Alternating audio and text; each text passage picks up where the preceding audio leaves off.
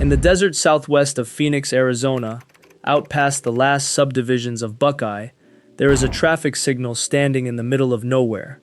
It hangs at the end of a steel truss bridge, 1,662 feet long, 9 spans marching across the bed of the Gila River, and its job is to alternate traffic across the bridge's single usable lane, red one way, green the other, a piece of urban choreography performed for an audience of almost no one, because the road it serves goes, in the practical sense, nowhere.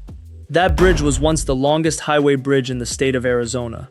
The road across it was once US Highway 80, the Broadway of America, the first transcontinental highway to reach the Pacific Ocean, nearly 500 miles of it crossing Arizona through Yuma, Phoenix, Tucson, and Bisbee. The road the state's own transportation department still calls the mother of Arizona highways. Today, on this stretch, it is a county road with a stoplight in the creosote, and a few hundred yards upstream stands the reason the bridge exists and the monument to how thoroughly everything around it was abandoned. A concrete dam with a 200-foot hole blown through its middle, through which the last of the Gila River pours and disappears into the sand. Arizona did not kill this highway with a single decision. It left it to die in stages, over 33 years, and the story of how, and of the farmer's dam and the drowned crossing, and the number that was erased piece by piece, is what we are talking about today. To understand it, you have to go back to the problem that created this entire corridor, which was never distance, it was water, in a place famous for having none. The Gila River, flowing west across Arizona toward Yuma, was the one obstacle between Phoenix and the coast that engineering couldn't simply grade through, an unbridged desert river that ran in violent, unpredictable floods, and when the boosters of the ocean-to-ocean highway movement began promoting a southern transcontinental auto route in 1911, the Gila crossing was the weak link in the chain. The first solution was gloriously improvised. A farmer and rancher named Frank Gillespie had financed a low concrete dam across the river in 1921 to irrigate his fields, an arched gravity structure only 20 feet tall but 1,700 feet wide, and early motorists crossed the Gila by driving across a concrete apron at the base of the dam, through the water itself, sheets of river washing over their running boards, a state highway that doubled as a ford. When the river rose, the crossing simply closed, and transcontinental traffic sat on the bank and waited for Arizona's weather to change its mind. That was the state of the art in 1925, on what was about to be designated one of the most important roads in America. The fix arrived with the highway's christening. In 1926, the new federal numbering system created US 80, San Diego to Tybee Island, Georgia, coast to coast, and Arizona was already building the crossing to match the ambition. The Gillespie Dam Bridge, begun in January 1926 and opened on August 21, 1927, 9 steel truss spans at a cost of $320,000, about $4.5 million in today's money, the longest vehicular bridge in Arizona.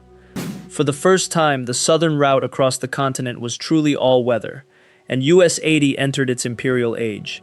It ran through Yuma over the 1915 ocean-to-ocean bridge, across the dunes where the old plank road lay buried, through Gila Bend and over the new bridge, up through Arlington and Buckeye and straight down Van Buren Street past the Arizona State Capitol, then southeast through Florence and Tucson to Benson, and over Mule Pass to Bisbee and Douglas. Think about that itinerary for a moment. One number connected nearly everything that mattered in Arizona: the river towns, the capital, the copper camps, and for 3 decades the motor courts and cafes along it fattened on the traffic of a nation. Then came the dying, and what makes US 80's death distinctive in the annals of American roads is its bureaucratic slowness, a decommissioning conducted like an ebbing tide. The first withdrawal came in 1956, when the state opened straighter alignments that crossed the Gila farther east and cut the Gillespie Dam crossing out of the main line entirely. The Great Bridge, not yet 30 years old, was handed down to Maricopa County like an outgrown coat, and the pavement past it became, in the deflating official phrase, Old Highway 80. Then the interstates arrived, Interstate 8 and Interstate 10 either paving directly over US 80's alignment or bypassing it at speed, and the number began retreating eastward across the map. In 1964, California's great renumbering erased US 80 west of the Colorado River, and by decade's end the route ended at Yuma, a transcontinental highway amputated at the state line. In 1977, Arizona petitioned to strip the designation from everything west of Benson, and the number survived only in the state's far southeastern corner. And in 1989, Arizona and New Mexico jointly asked that the last of it be removed. The request was granted. After 63 years, there was no US 80 in Arizona at all, not because any road closed, but because the number had been peeled off mile by mile like lettering off an old storefront, until the mother of Arizona highways legally ceased to exist while lying, physically intact, in the sun. What remained was a scattered anatomy, and the desert began its patient inventory. Near Tacna, west of the Mohawk Mountains, an abandoned service station still stands beside the old alignment, its pumps stripped, and beside it a highway mileage sign faithfully listing distances to cities along a route that no longer connects to them, a signpost for a phantom. At Sentinel, out on the volcanic plain, the stone ruins of a Butterfield stage stop, which one traveler's account remembers for serving bad food and brackish water to the stagecoach passengers of the 1850s, sit within sight of the old highway that inherited the stage route and then suffered the same fate. Near Arlington, a warning siren on a pole stands over the old road, installed to alert the scattered farms if trouble ever comes from the Palo Verde nuclear plant on the horizon, the 20th century's most advanced infrastructure keeping watch over the corpse of its predecessor. In Gila Bend, the space-age lodge still serves travelers under its flying saucer signage, and sections of the original 1920s concrete pavement survive near Buckeye and Bisbee, slabs poured when Calvin Coolidge was president, still bearing weight. Then, in the winter of 1993, the desert delivered its editorial. Heavy rains sent the Gila into flood, the kind of flow the river had not carried in years, and Frank Gillespie's 72-year-old dam, long neglected, could not hold it. The floodwaters tore a 200-foot breach through the concrete, and no one rebuilt it, because by 1993 there was nothing upstream left to justify it.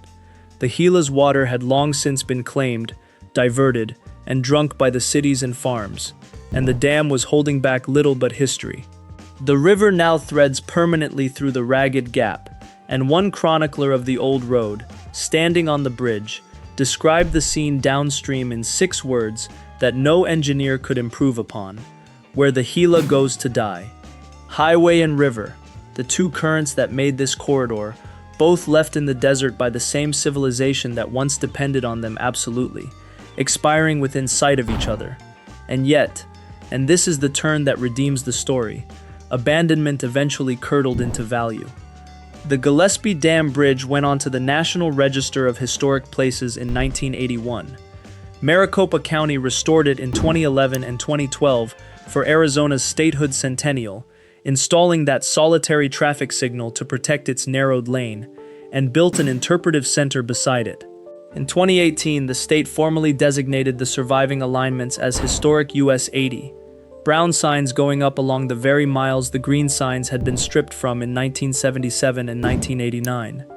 The government reinstalling, as heritage, the number it had spent decades removing as infrastructure, a full bureaucratic circle that would be comic if it were not also, in its way, an apology.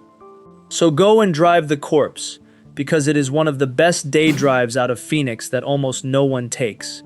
Head west through Buckeye on the old alignment, past Arlington and the nuclear siren, until the road bends south along the Gila and the steel trusses of the Gillespie Dam Bridge rise out of the desert like the skeleton of something that once mattered enormously. Stop at the light, wait for your green, alone, obeying a signal in the wilderness, and roll slowly across the 9 spans, reading the river as you go. Upstream, the broken dam with the water sliding through its wound.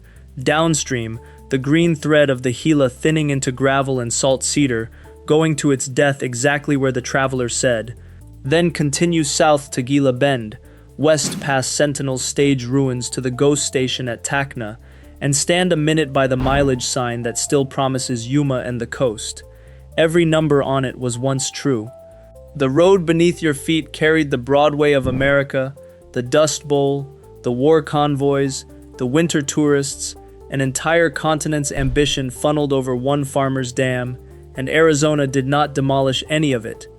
It simply stopped saying its name, year by year, sign by sign, until the desert, which had been waiting with perfect manners since 1926, was allowed to resume custody, and the old highway settled into the only retirement this country offers its infrastructure, which is to lie in the sun, historically designated, structurally orphaned, holding up a stoplight for nobody, while the river it was built to defeat dies quietly alongside it, the two of them keeping each other company in the creosote, monuments to the truth every road in this series eventually teaches.